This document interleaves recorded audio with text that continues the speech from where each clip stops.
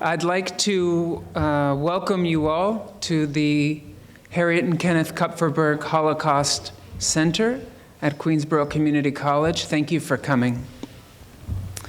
My name is Dr. Dan Lesham, and I'm the director of the center. If we haven't met yet, please come find me at some point today. I'd love to meet all of you, and to thank you for coming.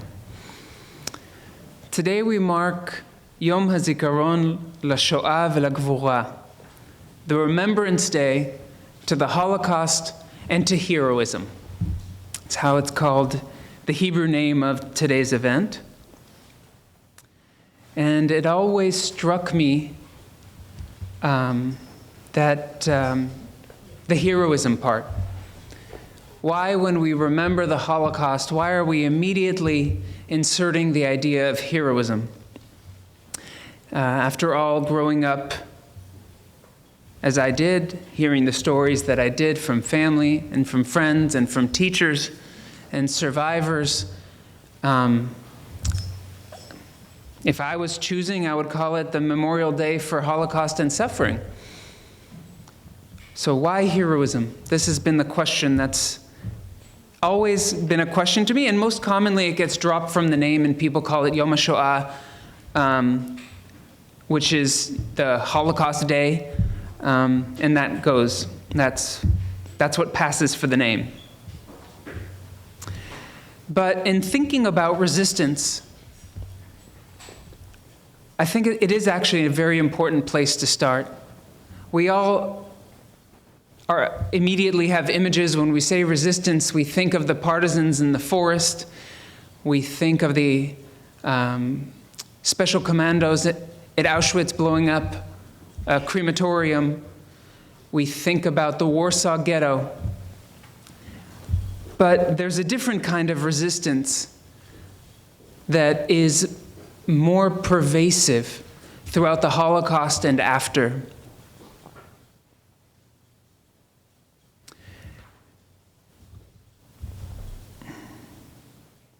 So what is this heroism? And what is this resistance?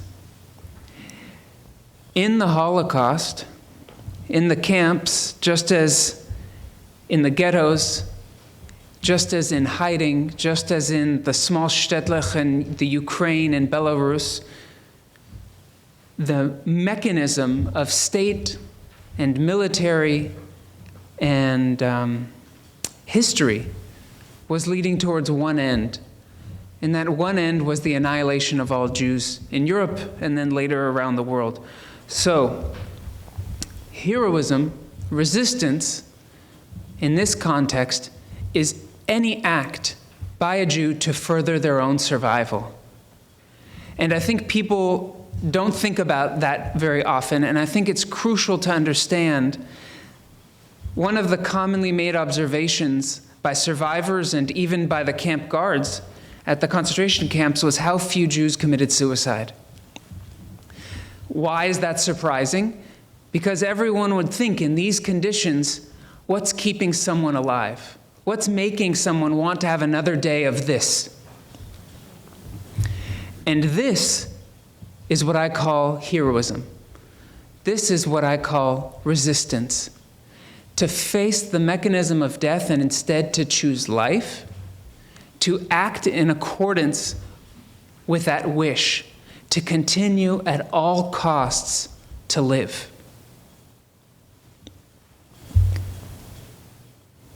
It's wonderful for us in our lives, and I'm so thankful that I've never had to make the decision whether or not I wanted to fight hard enough to survive. It's been easy for me. But on this day, on this Holocaust and Heroism Remembrance Day, I want to share with you a kind of heroism that I've never been able to understand, even to this day. And that is, of those who survived, how is it possible for them to speak about their experiences? We know that for many years survivors didn't speak, and there were many, many different reasons why. But I think we underestimate how much courage and how much resilience and how much desire to see a different world emerge it takes to get up in front of a group of strangers and tell them about the worst thing that's ever happened to you.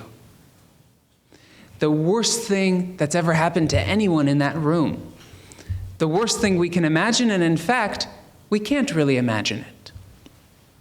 And for their courage and their resilience and their generosity, their ethical act of turning to us, the stranger, and sharing their experiences, for that heroism, please join me in thanking all the survivors who are here today.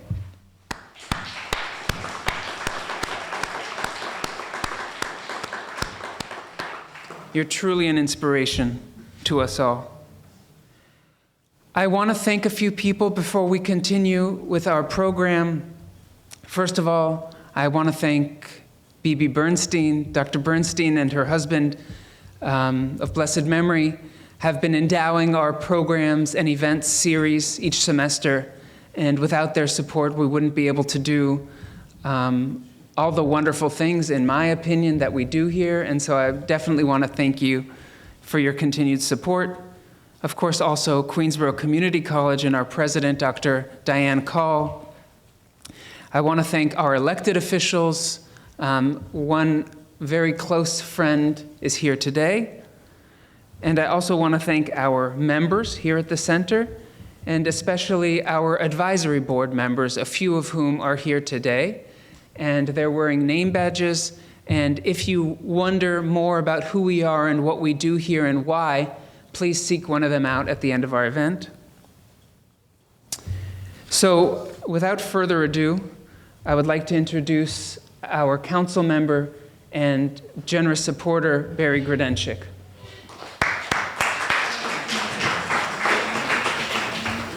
Thank you, Dr. Dan. One of these days I'll call you Dr. Lesham, but today it's still Dr. Dan. Good afternoon, everybody. And thank you for being here on what is really not the most pleasant of May days.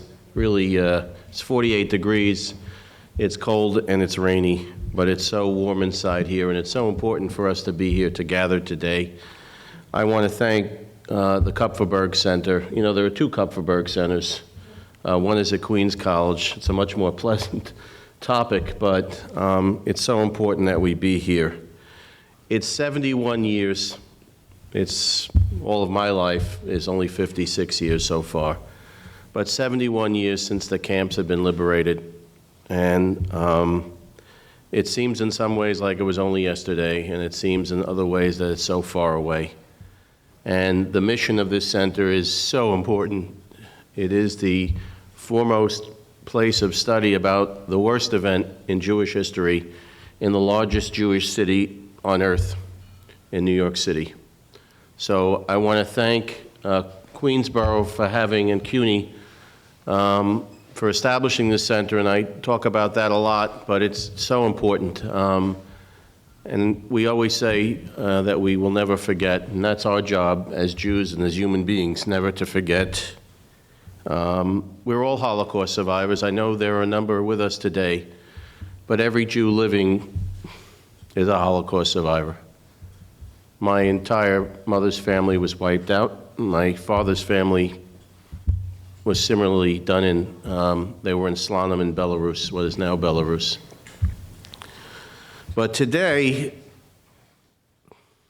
we're going to hear an uplifting story about courage, Dr. Lesham. There are many stories about the Holocaust that we don't know about, where individuals risked their lives to save people, in some cases, that they didn't know. This is a great story. I didn't know about it till today, frankly. I often think about the Greek bishop on one small island. He was asked by the Nazis to give a list of all the Jews on that island, and he put down his name and that of the mayor of the island. And all the Jewish people on that island were saved. We think, of course, of Raoul Wallenberg, and we think of so many people that are honored at Yad Vashem for their courage. So I'm happy to be here today to join with all of you to learn about a little village. I can't even know if I pronounce Loire. Am I pronouncing that right? Loire? I don't speak French, so. Okay, but it was in the Loire Valley? Loire Valley, in the upper reaches, it says. So we thank those people and their descendants for the thousands of people who are alive today who would never have been born if it wasn't for their singular, isolated. They did it in isolation. There was no internet. There was no way of communicating, and certainly you didn't want anybody to know what you were doing because it would have meant death for 3,500 Jews. So I know you came here to listen, and I know you will, and I want to thank you for having me and allowing me to speak today.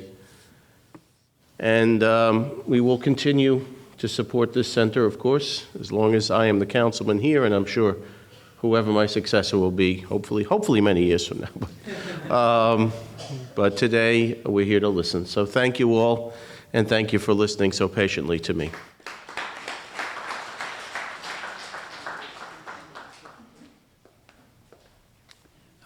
All right.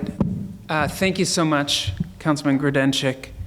Now it's my great pleasure to introduce you to a very good friend of mine and of the center's, a remarkable woman who is one half of a remarkable couple that you will be meeting today, Hanne and Max Liebman. Hanne Liebman, for those of you who haven't met her, has been a weekly volunteer here at the Holocaust Center since before it was called Kupferberg, since before we had this beautiful space, since about 20 years plus ago. She's been putting her, putting her body in the service of this center, and I mean body because even today you'll see her climbing up on ladders to put in a light bulb, picking up boxes to move them. There is no job too big or too small. It's really, she's a remarkable presence, and very appropriate for her to be one of our hosts today, because both Hanne and her husband Max were saved in the village of Le Chambon, saved from the French concentration camp Gurs. And as Councilman Grodenchik said, if not for those brave people in Gurs, I never would have met Hanne Liebman, and my life just would not have been the same. So please welcome Hanne. I am to introduce to you two people, Paul Kutner and Peter Grose. I don't know how it comes that Paul got so interested and so active about the village of Le Chambon in France. The village of Le Chambon is only 1 out of 2 in Europe where the whole village was involved saving people. Peter Grose wrote a marvelous book about the village. It's an easy read. And I would recommend, really, truly, that you do get the book and read it, because the story is so different from what you usually read or know. I myself had been deported from Germany to France. We were put in a concentration camp. I was lucky that the Swiss Red Cross Children's Division and the OSE, a Jewish child welfare organization in France, were able to get me out of the camp. Thank you, and take me to Le Chambon. We were 7 young people who left together and lived together in a home of the Swiss Red Cross. All 7 survived. Some of us eventually decided that we do not wish to be Hitler's next victim. And so the village, the resistance, the population who had been hiding us so we would not be arrested, shared not only their living quarters, and these are for poor farmers. They shared their bread with us. They risked their lives for us. It was an incredible happening. Eventually, some of us made it into Switzerland and safety because we refused to be Hitler's next victim. If you go to Le Chambon today, or as we did back in the 80s, and you spoke to the people who were hiding you and said what they did, the answer always was, we didn't do anything. Didn't do anything? You saved 3,500 people? And they're so modest and so nice. And I assure you, every time we have been back to the village, it was like coming home. Thank you. My name is Paul Kutner. I teach French at Columbia Prep School, and I am the chair designate of World Languages at Oak Knoll School in Summit, New Jersey. And I'm really honored that I get to be the moderator of today's discussion with Peter Grose, who's written a marvelous book called A Good Place to Hide, about the story of Le Chambon, and two of my favorite people in the world, Hanne and Max Liebman. And you asked me how I got so interested in Le Chambon, but it was on Yom HaShoah in 2009 when you spoke. You were the guest speaker at the Brotherhood Synagogue in Manhattan that got me so fascinated about your story. So it's all because of you that I got interested in this topic. I'll let Peter introduce himself a little bit. Peter was a journalist in Britain, but he actually is originally from Australia and lives in France, and then I'll let you fill in the rest. Okay. Let's get the microphone working. Is that working for you? Yeah, good. First of all, I just wonder how many of you have any idea of what happened in Le Chambon during World War II? Two or three of you. Okay. Well, shall I just give you a brief summary of what happened? What you've got is a village. Oh, you've got, in fact, 12 villages, heavily dominated by Huguenot Protestants, about 92% of the population, Huguenot Protestants. And they're quite sort of fundamentalist. They're not particularly, what shall we say, they're not particularly sophisticated about this, but they're, nevertheless, they're devout. And the Protestant, or the Huguenots, have got a 250-year tradition of being belted around the ears by the French governments. And so they know what persecution's all about.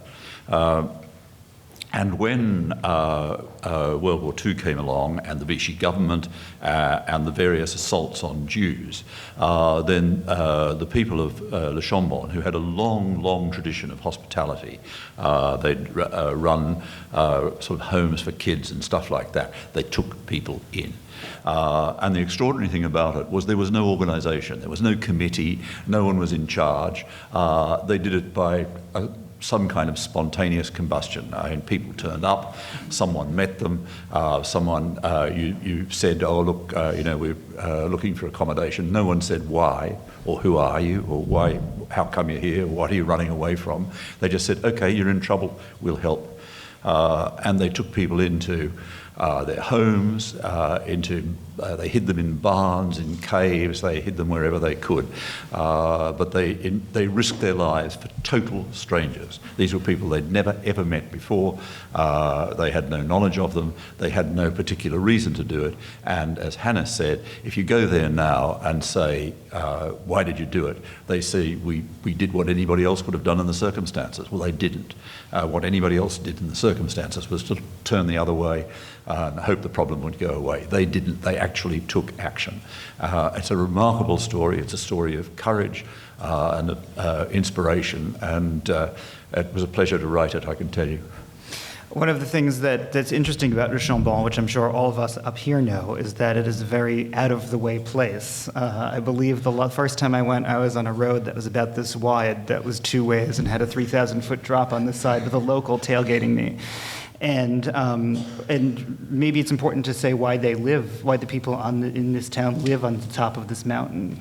They were there they ended up there after the Edict of Nantes was revoked, which allowed Protestants to live freely in France. And during the religious wars, they ended up on top of this mountain, and they've been there ever since. And they themselves resisted, and they themselves definitely knew about persecution. Oh, but geographically, the reason why it's geographically so isolated is that that was where they could live without being attacked. And it is May 1st today, and I saw in the news today that it was snowing in Le Chambon this morning. They had over a foot of snow this morning on May 1st. So it's not only geographically isolated, but the climate also made it quite isolated. Yeah, it's a bit over 3,000 feet high, and so they have pretty bitter winters up there, and it can get a bit chilly. But Paul was saying it's remote, and when you drive there, I mean, it takes forever to drive there, and it's a bit like those journeys. You remember when you were a kid and you said, "Are we there yet?" And you spend the whole trip thinking, "Are we there yet?" And the answer is no for a very long time.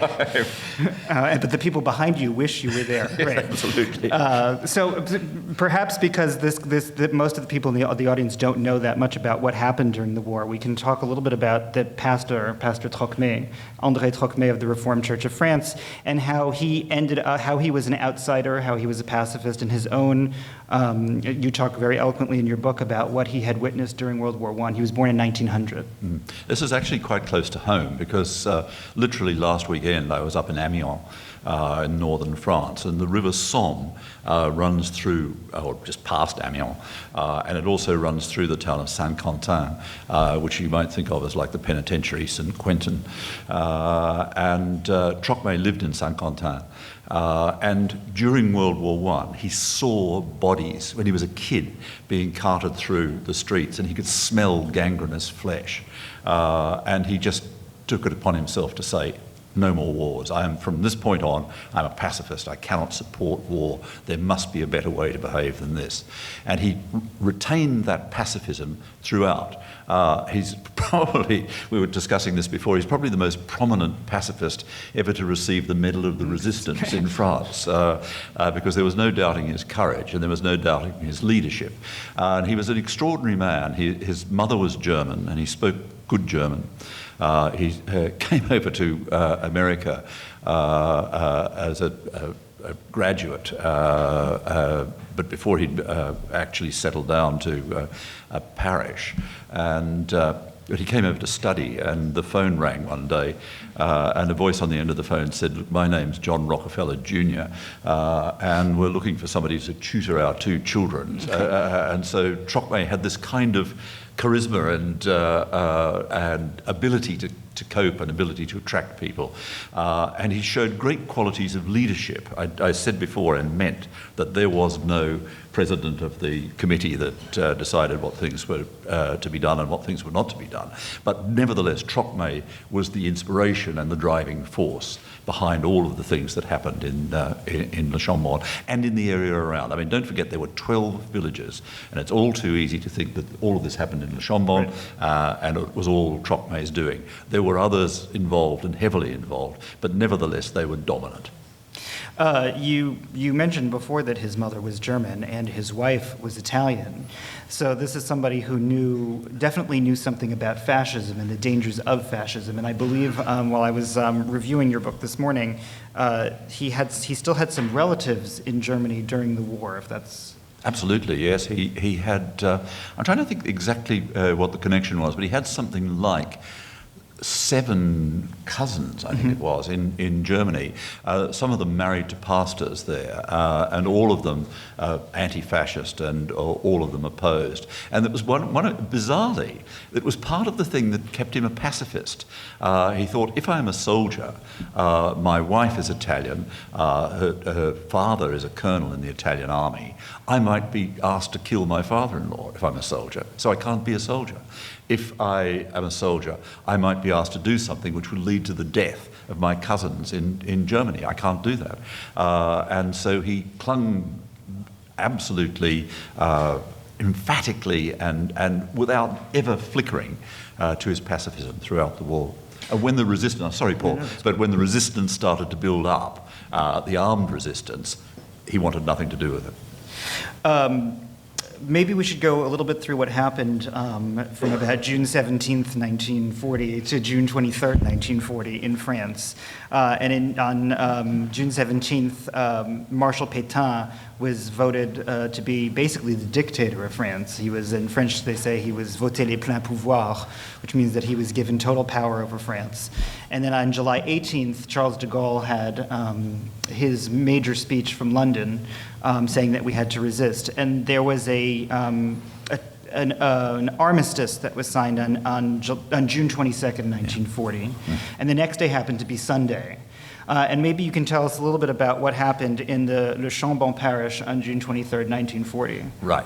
I want to say, first of all, that because the French have done a fair bit of rewriting of history over all this, that the notion that they were all in the resistance from day one is simply not true.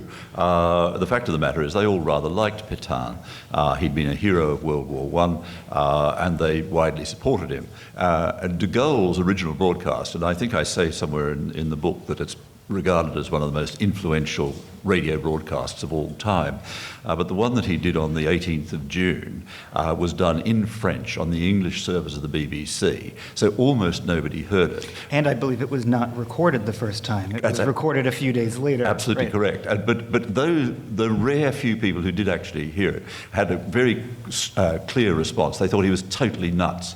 But then, at de Gaulle's request, I think it was about 4 days later, the broadcast was repeated on the French service of the BBC, and this time a lot of people heard it, and a lot of people drew inspiration. But Paul's question was what happened in the village on the 23rd, the day after the armistice was signed.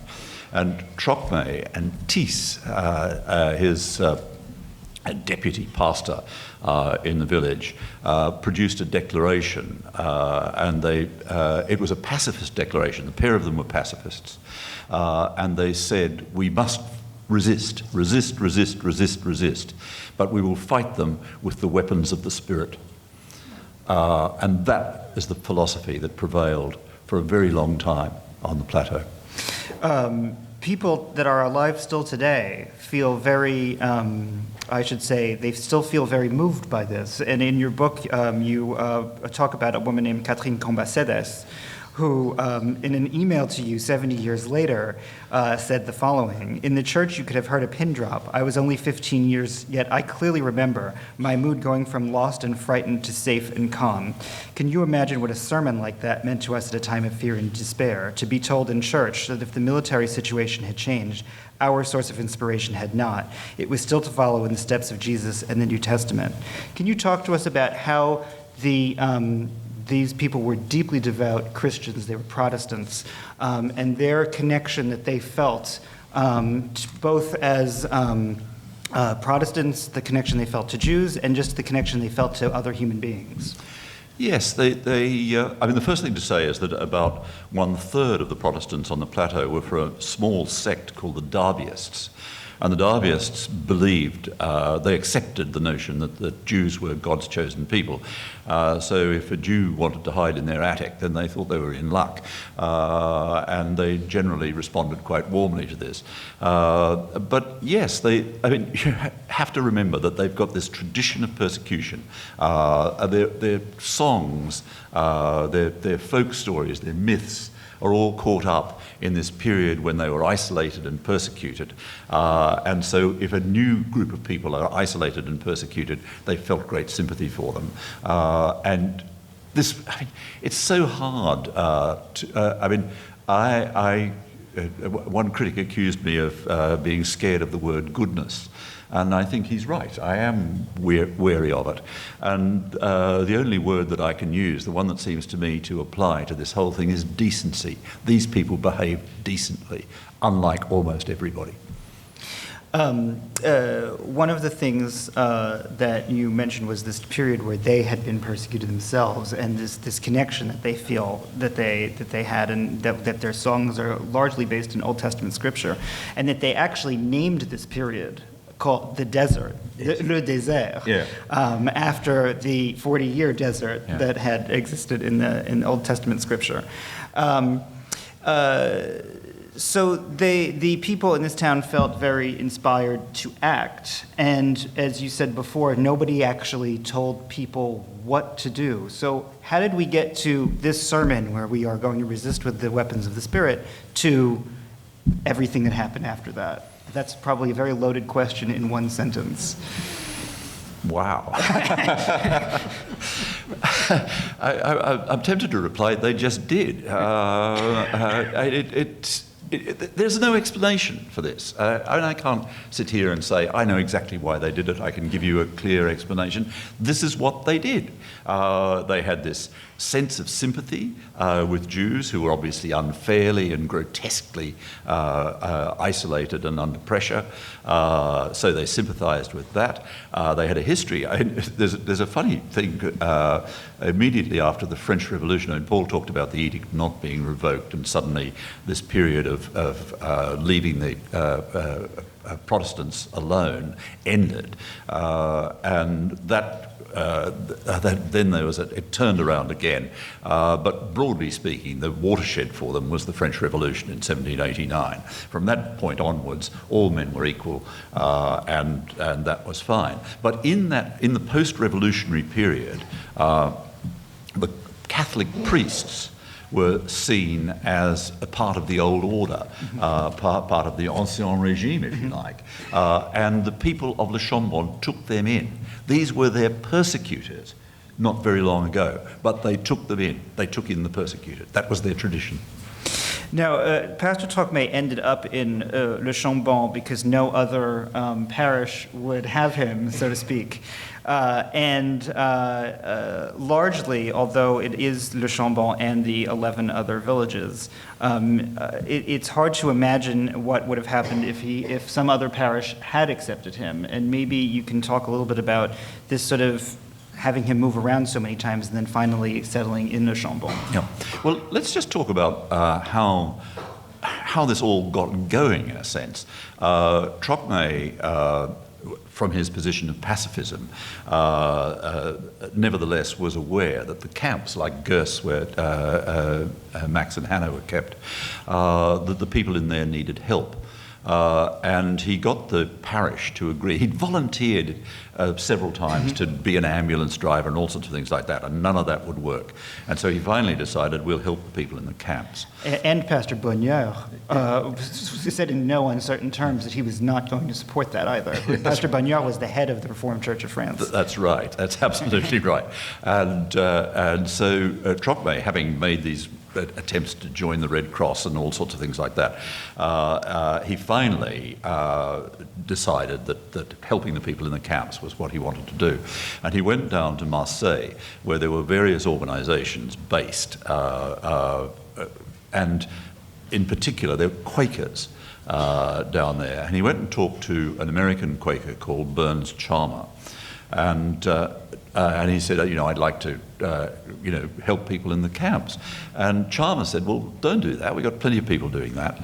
What you were saying to me that you think you could take people in this mountain village of yours?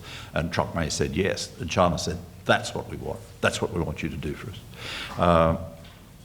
Because there was nowhere. They were able to spring particularly children from the camps. I mean, we've got two of them sitting alongside me here.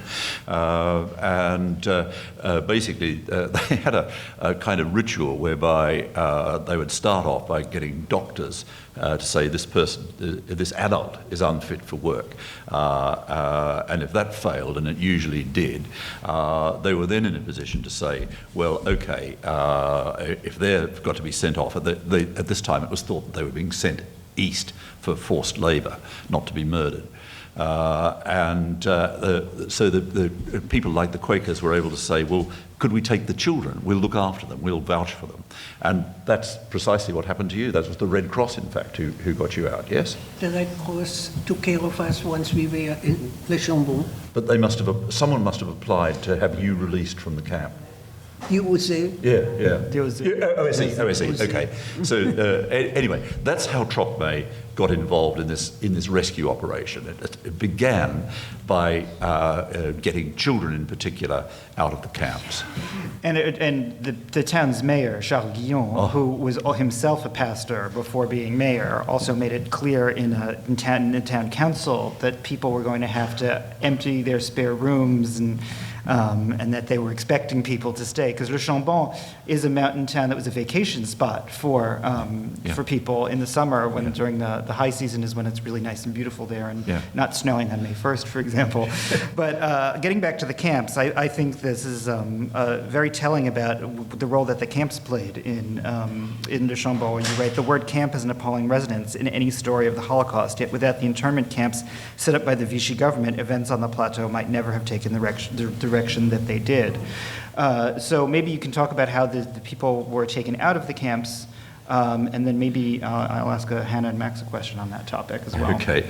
Well, it's almost as though we can take Hanne's story, but people were authorised to depart. I mean, these were not, they weren't being snuck out and under the wire. They were. It was legitimate to take them out. Excuse me. Yes? It was legitimate. However, we were not liberated. We were transferred. Yes, yes. So they always knew where we were. Exactly right. They were registered there, and the local prefecture even paid a very small subsidy, a pitiful subsidy, to the homes that sheltered them. So these were it was like house arrest, really, wasn't it? It was, you were carted off to this particular, like the Guespy or wherever, and you had to stay there. That was the. No, we didn't have to stay. You didn't have to stay there. And if we had to, we wouldn't listen. Okay, fair enough. But in general, a lot of the children who went there didn't go there, as I say, under the wire. They were taken there legitimately. They were registered there. People knew they were going there, but they were sent to Le Chambon to be kept in Le Chambon. That was the idea. And when you say the children were taken there, maybe, Hanne, you can answer this question about the choices that parents had to make to let their children go. Well, yes, the parents were asked whether they would let children go. I was fortunate that my mother said yes. I think it was very hard for her. My brother was already in America. She was a widow. Her two sisters were about to leave the camp to go to Cuba, so it left her alone. And yet, she encouraged me to go. She wanted me to be safe, to have a different experience. I mean, stay alive. We didn't know about Auschwitz in 1941. We barely knew about it in the summer of 1942. I think you could say that she gave me a second life. But just imagine, I don't know how many in this room of you are parents, but I imagine rather a lot of you. Just imagine that decision. All your instinct is to hold the family together. You're all banged up in one of these awful internment camps, and someone comes along and says, well, we can't do anything for you, but we can probably save your child. And you have to then sign a bit of paper and give approval for that child to be transferred out of the camp, knowing full well that you might never see your child again. Just imagine taking that decision. One of the characteristics of what happened in Le Chambon once people arrived was that they got fake papers. And you have a great character, although he was not the only forger, but you have a great character in your book who you trace his life throughout his book. He passed away last year. I know you know that. But Oscar Rozovsky, who went by the alias Jean-Claude Prune. And he has a very interesting story of how he became a forger. And it all had to do with a law that didn't allow him to work. He was from Nice, if I'm correct, or in that area. It didn't allow him to work because he was Jewish, so he got some sort of job. Was it cleaning typewriters or Roneo machines or something like that? It's a wonderful story. Paul is absolutely right. He wanted to be a doctor. And there was a Vichy law called, it had a Latin name, numerus clausus. And it basically limited the number of Jews who could train in any of the professions like medicine or law or whatever. And so Oscar had no chance of being a doctor. And he had to take any job he could. and a friend's father had a business repairing typewriters. And do you remember Roneo machines? Those things you used to crank stuff out on. And so he could repair typewriters and Roneo machines. And his particular beat was the local prefecture. And he would go 2 or 3 times a week to maintain their typewriters and their Roneo machines. Well, now, anybody who's spent any time in France knows that the prefecture is the source of every bit of paper that you need to get from one day to the next in France. That's where you get your driving license. That's where you get everything comes from the prefecture. And Oscar knew the machines that produced these papers literally inside out. And so when he left the area of Nice with his mother, and they sought shelter in Le Chambon, he went to the local resistance and said, "You blokes are going to need false papers. I can knock them out for you." And so he set up a sort of forgery factory, and he claims, I think he's probably telling the truth, that he knocked out 5,000 sets of false papers in the space of less than 2 years. And shall we talk about it wasn't just knocking out a carte d'identité. Right, I have right here in my notes plausibility papers here that I wanted to ask you about, but I was just finding his. It said that he was born in Algiers. Yeah. They had to, if I'm saying this correctly, they had to pick a city where there was no contact from the French authorities, where you had to claim you were born. Yeah. So all of his papers said that the people were born in Algiers or in Tunisia, and which were at the time French territories. But let's talk about the plausibility papers. The plausibility papers. So Oscar, Oscar was completely manic, and he I don't know that he ever slept, but he as well as producing a carte d'identité, which is what comes out of the prefecture, he would produce all these other supporting documents, things like parking fines, library cards, Boy Scout membership, trade union membership, and so on. So if you were stopped and someone said, "Your papers, monsieur," this blizzard of paper would come out of your wallet with all this stuff. So anybody who had not just a carte d'identité, but all these other papers was probably telling the truth. He got away with it. And he he lived in the Chambon with some farmers, the héritiers, and he was registered with the Ministry of Agriculture so that he could get out of the forced labor.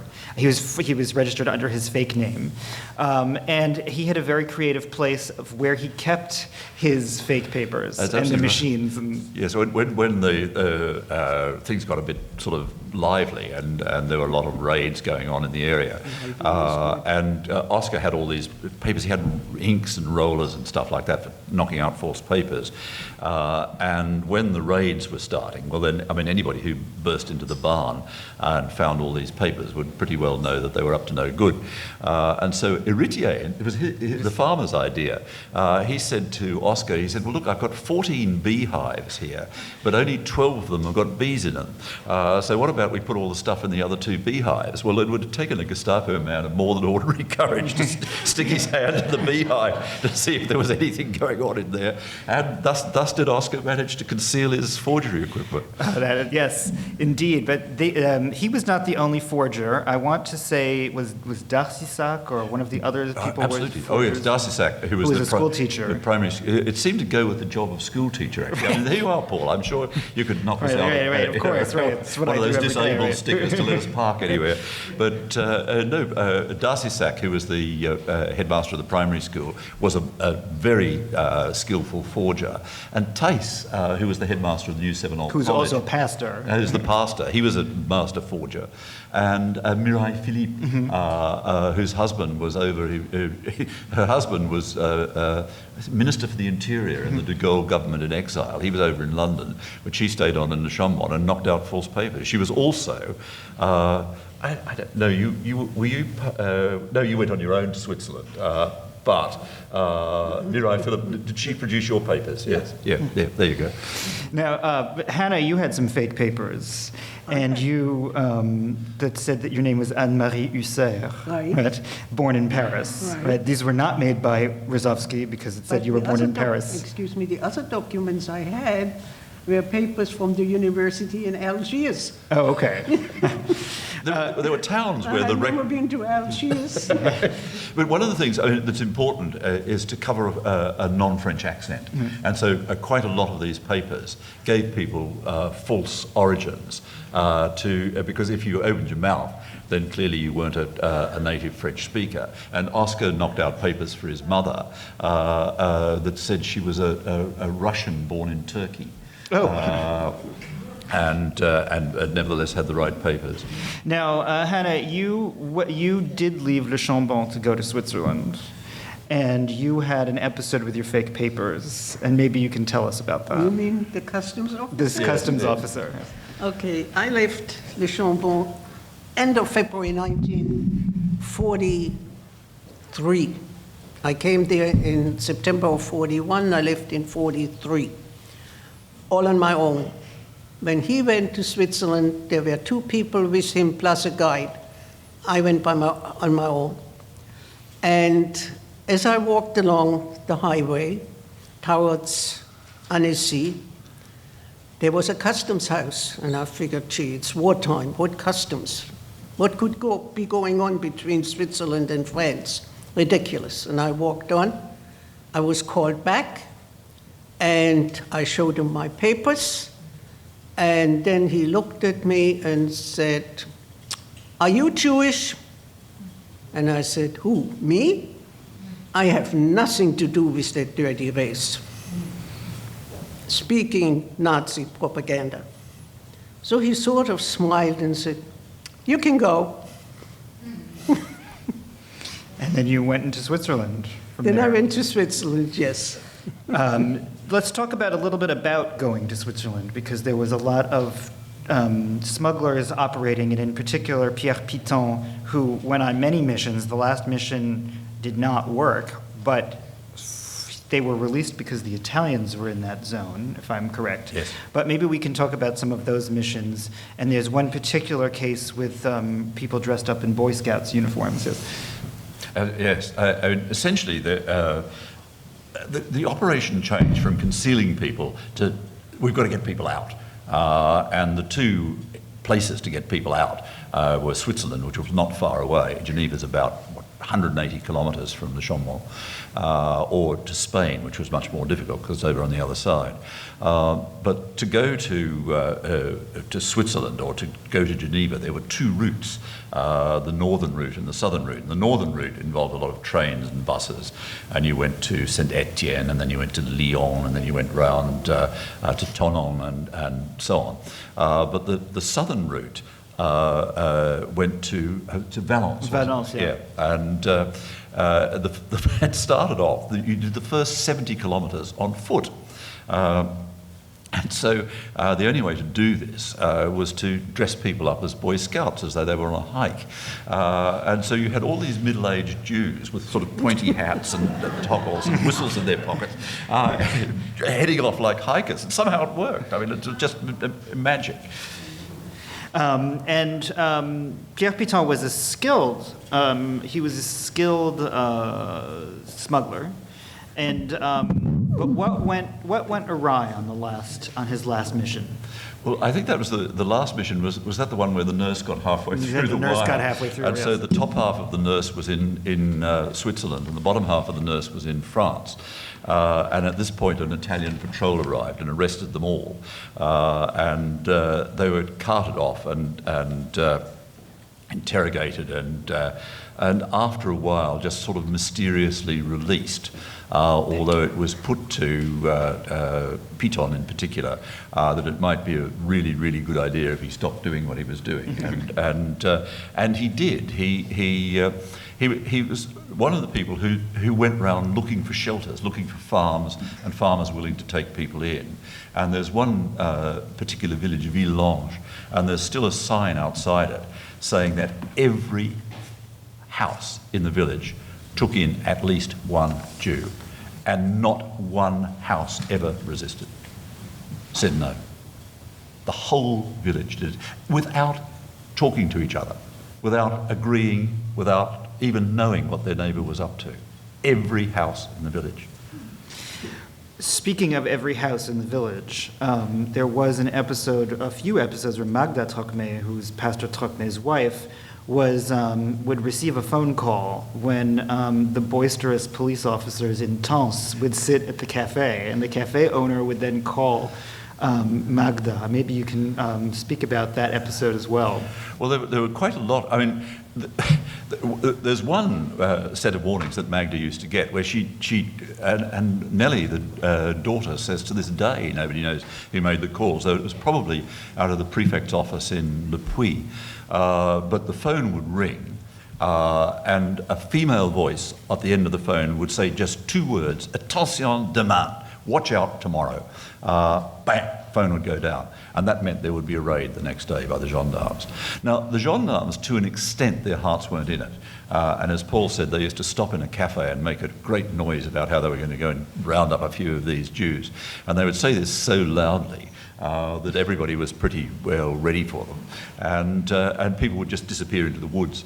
And so they'd get to one of the houses, knock on the doors, say, "We've come to search." Empty rooms. And the people in charge ask, "Well, where is everybody?" "Oh, I don't know. I mean, this is not a concentration camp. They're free to come and go." Right, and that was just another way of showing that the entire village was really, in it and invested in it. And another episode was once, Hanne, when you ended up in the forest, if I'm correct, when Auguste Bonny, who was the head of the Swiss Red Cross in Le Chambon, had a few words for the French police when they came by. French police, yes. Well, actually, we were in one little house, La Guispie, and we knew something was going to happen. And I asked that we not be overnight in that little house, but be somewhere else. So we were with Mr. Bonny, who was the man in charge of all of the Swiss houses in the village. And he was very young. He was only maybe 23, 24 at the time, and he was in charge of maybe some 200 children all told, and young people. And so we stayed, maybe 15 of us, 10 of us, I don't remember, at this house. And sure enough, the police came and demanded that he hand us over. And no way. This is Swiss Red Cross, you can't take anybody. And he talked, and by the way, they interrogated us individually. So I told him what you call here a cock and bull story. And he kept on talking to them and said, "No, you cannot take them, and I will not turn them over." And okay, in the end, they said, "All right, we leave them here, and we will ask from the authorities in Le Puy if you are right. But you make sure they stay here." They were gone. We got something to eat. It's now about 4 or 5 o'clock in the morning. And after that, we ran into the woods. We stayed in the woods for the whole day. And by evening, at a particular place, we were told exactly where to stay. And by evening, the farmers or the resistance or whoever came and picked us up and took us into hiding. It was just like nothing has happened. We just go and live now with these farmers. And the farmers were, as you now know, were unbelievably good and decent and helpful and shared their bread. And believe you me, there was very little of it in France at that time. One day, the gendarme came to the farm, and I was with another girl. We were upstairs in our hiding place, and it's so quiet there. You can hear a pin drop. So we could hear what was going on downstairs in the kitchen. And gendarme says, "Are you hiding any Jews?" And the farmer, straight-faced, said, "I don't know what Jews look like." We are upstairs. We don't dare move, breathe, whatever. And he said, "Okay." And the farmer, very nicely said to him, "Now it's 10 o'clock in the morning. Would you like a glass of red wine? Oh, God, how long is that going to take? And the gendarme very nicely said, no, thank you, I will be on my way. You have never in your life heard a sigh of relief as the two of us. So we were extremely lucky to be where we were, to have the protection of the people of Les Chambon and the surrounding villages. It was, there is no word for what these people did for strangers. There was one other episode I feel like it's worth mentioning about people faking things, and that Peter, is Madame Bormann. Madame Bormann. Yeah. It's a wonderful story. I can't remember which house was being raided at the time, but Madame Bormann claimed to be related to Martin Bormann, Hitler's secretary. And so the gendarmes turned up with a list of people they were going to arrest, and I think it was Bernstein was the guy there. To his surprise, Madame Bormann's name was on the list. The gendarmes were sort of led up to the room and came in and said, Madame Bormann.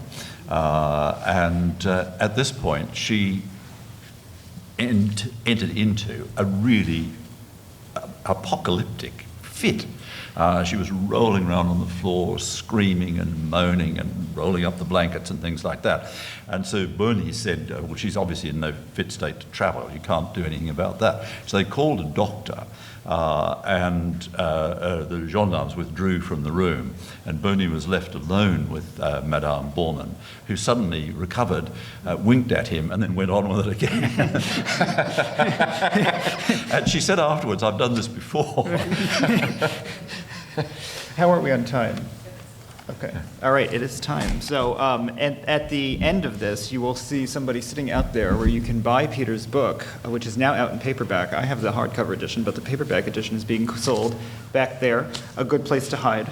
And it's an excellent read and recommended by Hanne and Max and myself. And you'll sign it at the end. Oh, yeah, I'll sign it. And Peter will sign it for you. Yes, I brought my signing pen. Let's thank our panel for a marvelous story. Thank you guys so much. Thank you.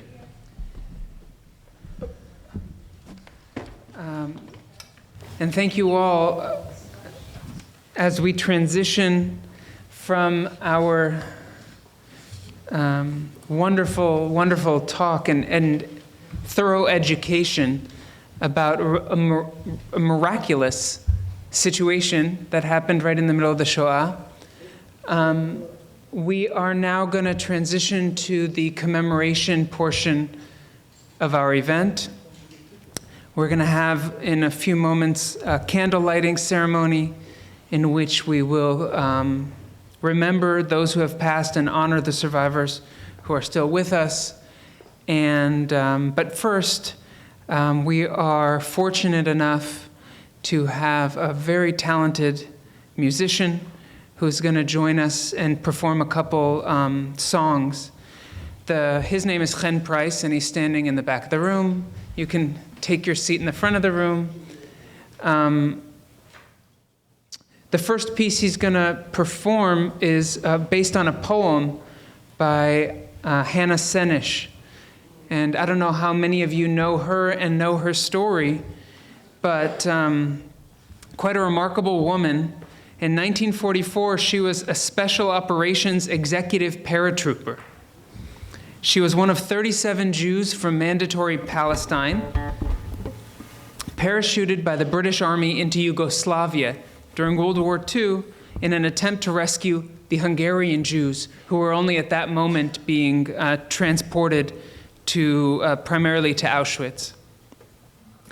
Tragically, Senish was arrested at the Hungarian border, imprisoned and tortured, but apparently refused to reveal the details of her mission. She was eventually tried and executed by firing squad. She was 23 years old when she passed away.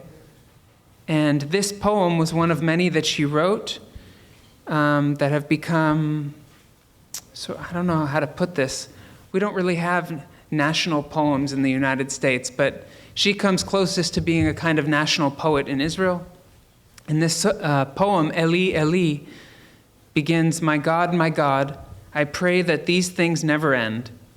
The sand and the sea, the rustle of the waters, lightning of the heavens, and the prayer of man. Chen.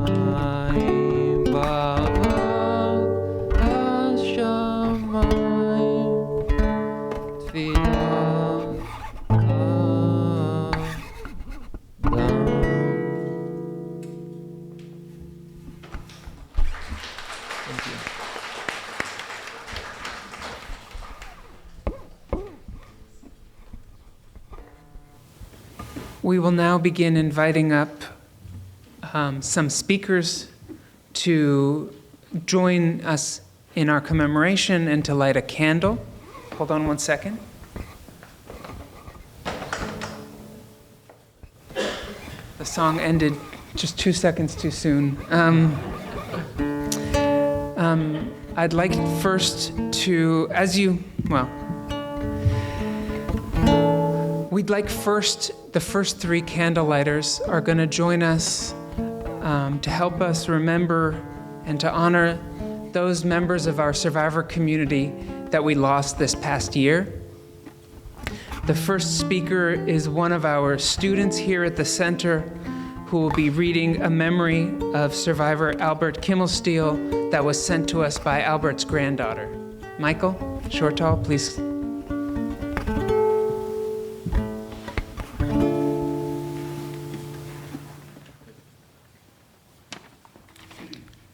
Hello, everybody. This was written and contributed by Rebecca Kevelson, saying, my grandfather, Albert Kimmelstiel, was a hero to everyone that knew him. Born in Forth, Germany in 1923, he survived the difficult experiences of the Holocaust, including the Riga ghetto, Auschwitz, and the Death March until his liberation on May 5th, 1945. Losing his parents, his older brother, and many relatives. He passed away at age 92 on January 28th, 2016. Out of tragedy, he created the most beautiful and loving life.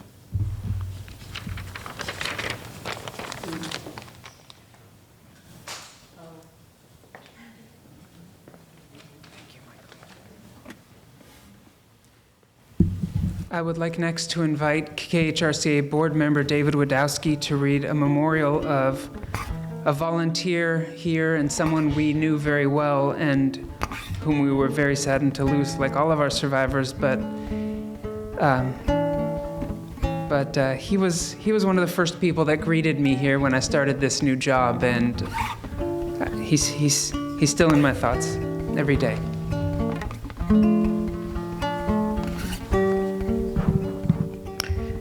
Harry Plaut escaped Nazi Germany as a young man, immigrating to the United States to become a successful salesman, beloved father, grandfather, great-grandfather, and a proud New Yorker.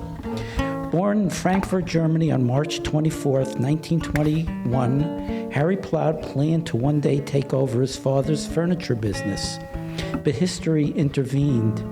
He was drafted to work in a labor camp on the Polish border, and at the age of 19, he fled his homeland by train. His parents and grandmother did not survive. Arriving in New York City in 1940, Harry learned English by watching movies and eventually put his gift for conversation to use by becoming a salesman. A self-described workaholic, he sold hosiery up and down the East Coast for over 50 years.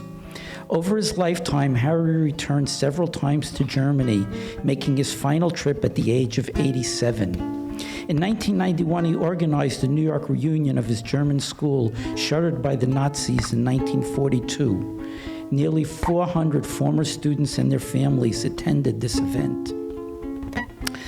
After retiring, Harry volunteered at the New York Presbyterian Hospital, and more recently began speaking to students and volunteering here at the Kupferberg Center.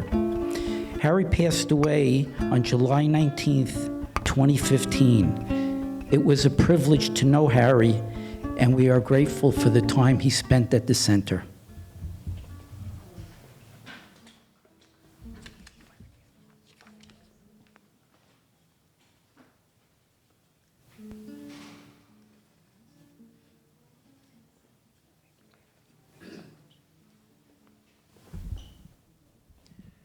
I would like now to invite up Ira Chazen to read a memorial to his mother, Rose Chazen. And Ira's nephew, please come up.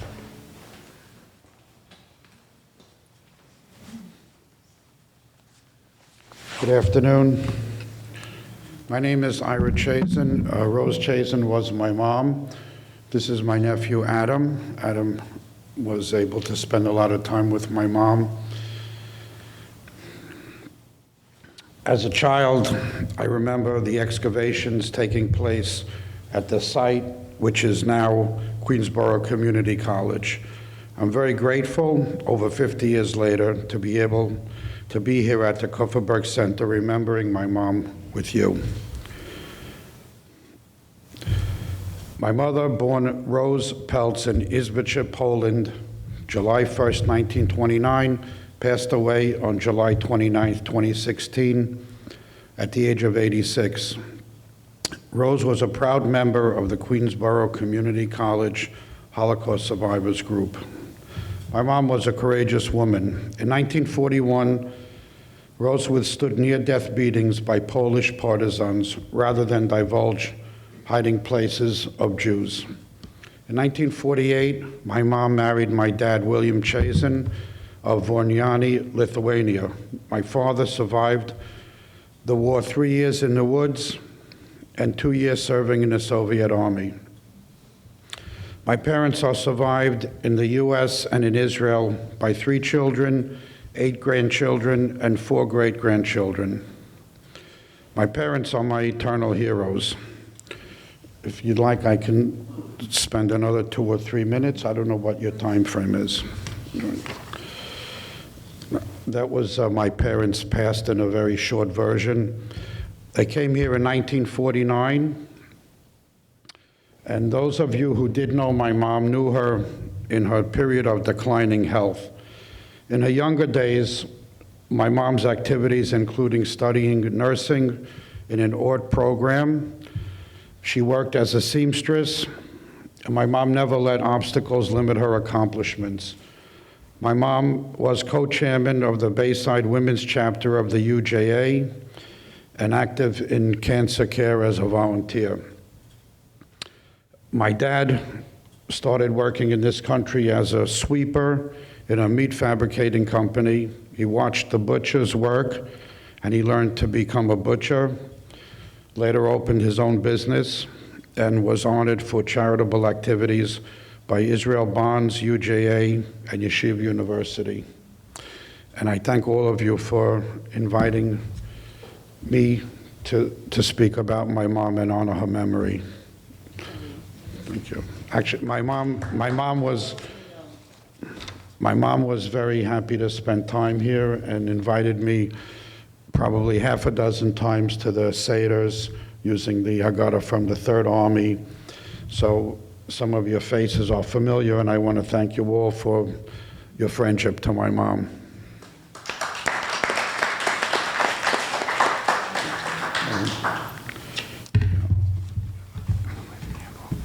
Okay. This is my parents' wedding picture, by the way, from 1948, and this is my dad in the Soviet Army uniform.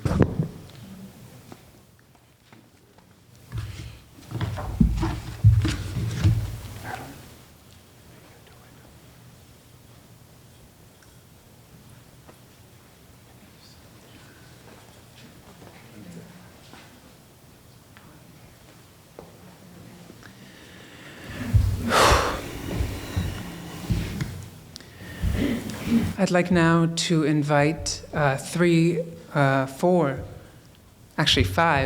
in order of the survivors who are still with us and parts of our community and whom we cherish. I'd like first to invite Hanne Liebman to come up, and she has a reading for us as well.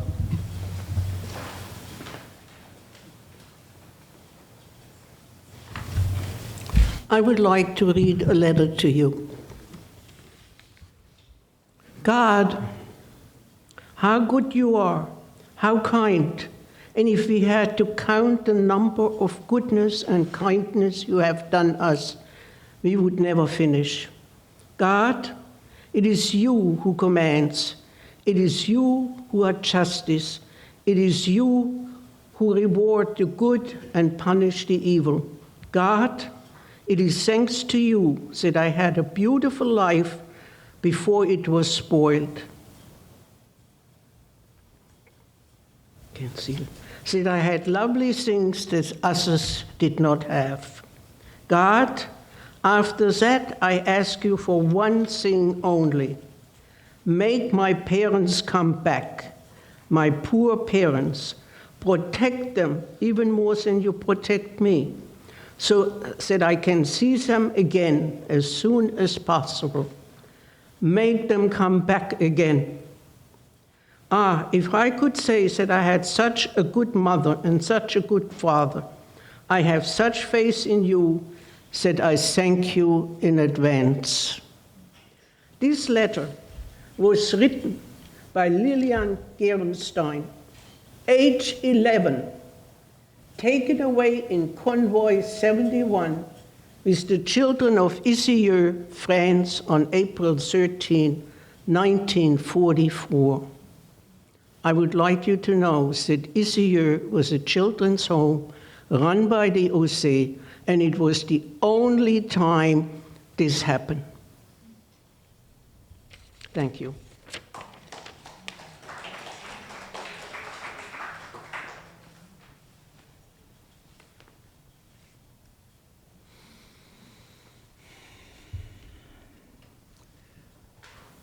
I'd like now to invite up Lena Gorin.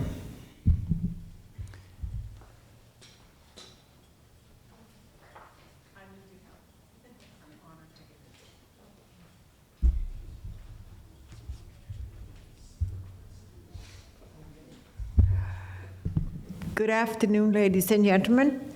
My name is Lena Gorin. I was born in Salonika, Greece. A lot of people say to me when I speak about my life during the Holocaust, the Holocaust did not happen in Greece. That is not so. I know it happened because I was there. My friend that's sitting next to me, she was also there. Together, we survive. How do we survive? With a faith that we needed to maintain all the time, not one day, not 2 days, every single day. My father was a rabbi, and he always said, "El Dios es piadoso," that means God is merciful. He will save us. My grandparents, my uncles, my aunts, and my favorite cousin, a 5-year-old, were deported and never came back. We ran away many times from our homes because we had to.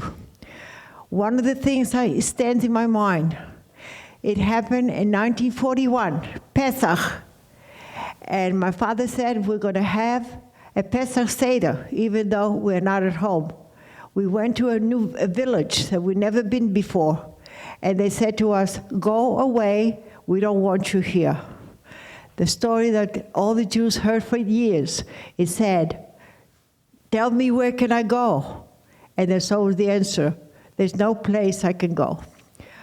But they took us in and gave us a stable to live there for 8 days with all the horses in there.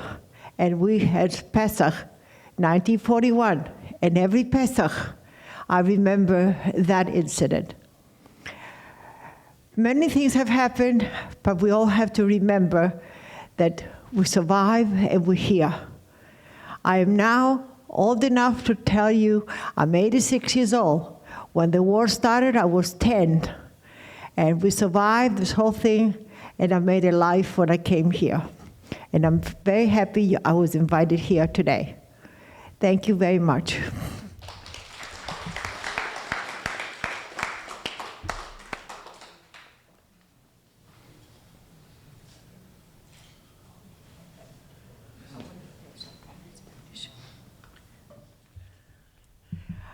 I light this candle for all the Sephardic people who perished during the Holocaust.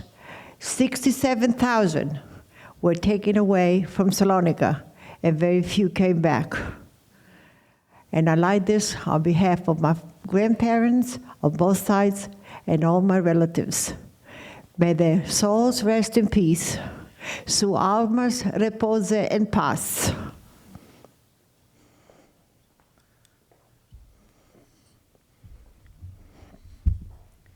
Thank you.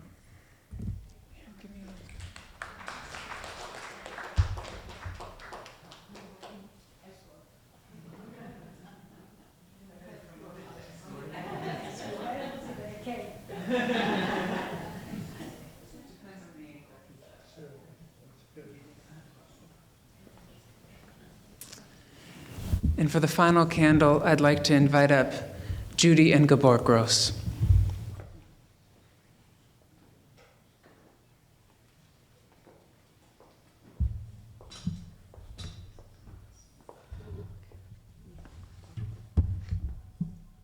I'm Gabor Grose. This is my wife, Judith Grose.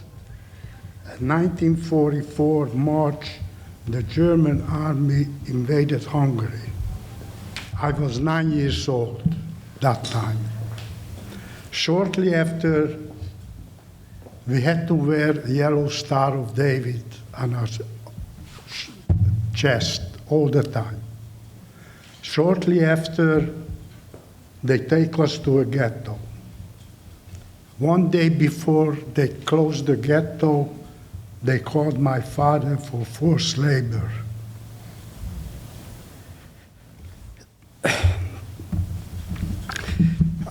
I remember saying goodbye to him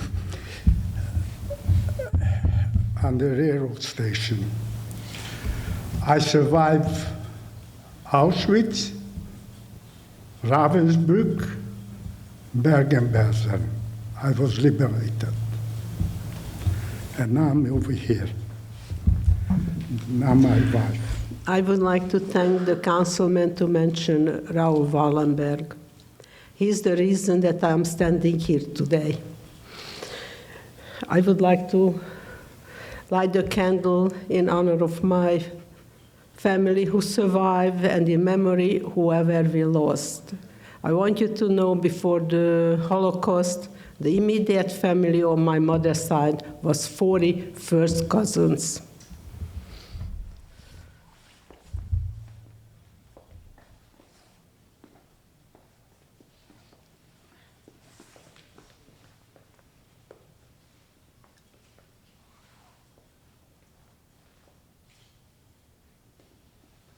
Thank you for this honor.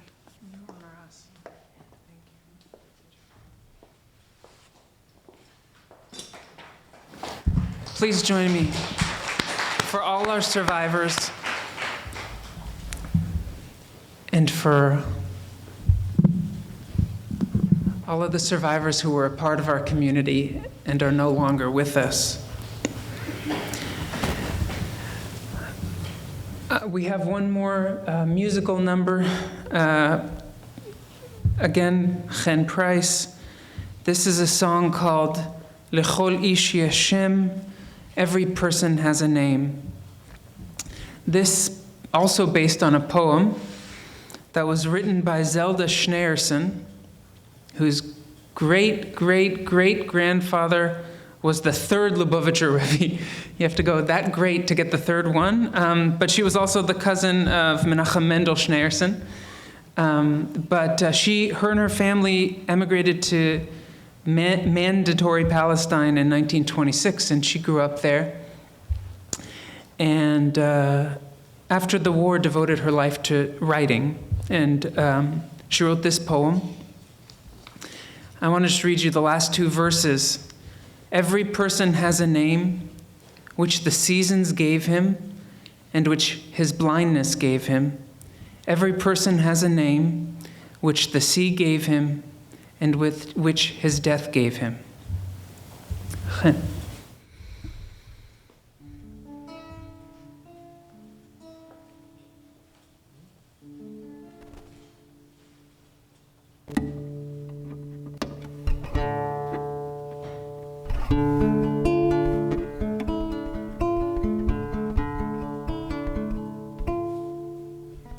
לכל איש יש שם שנתן לו אלוהים ונתנו לו אביו ואמו.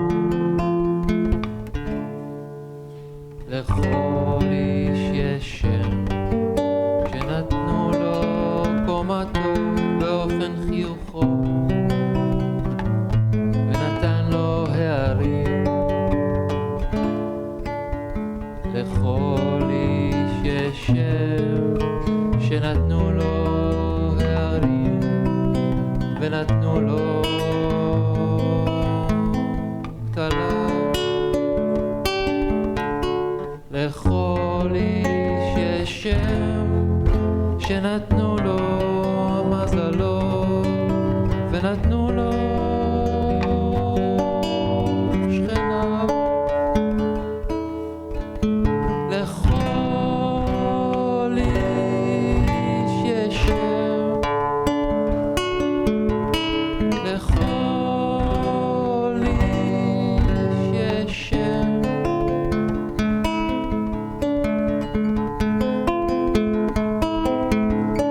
לכל איש יש שם שנתנו לו חטאיו ונתנה לו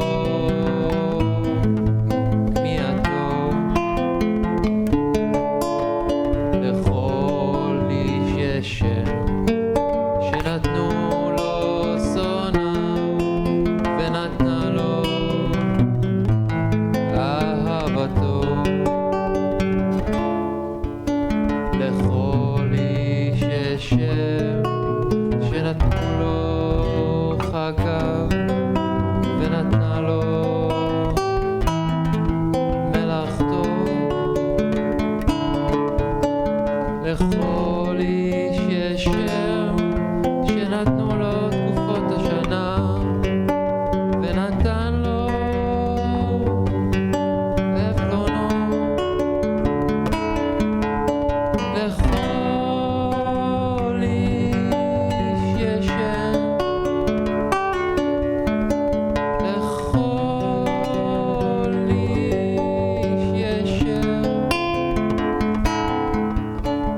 לכל איש יש שם שנתן לו אלוהים ונתנו לו אביו ואמו. לכל איש יש שם שנתן לו הים ונתן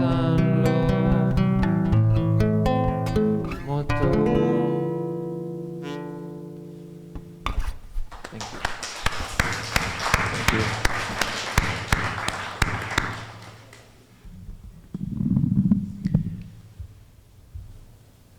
I want to end our commemoration today by asking you all to join me in a pledge that I make every Yom HaShoah, and that is to dedicate myself over this next year to honoring the courage, the memory, and the lives they would have had of the survivors we have with us and those members of all of our families that we never got to meet. Thank you so much for coming here today.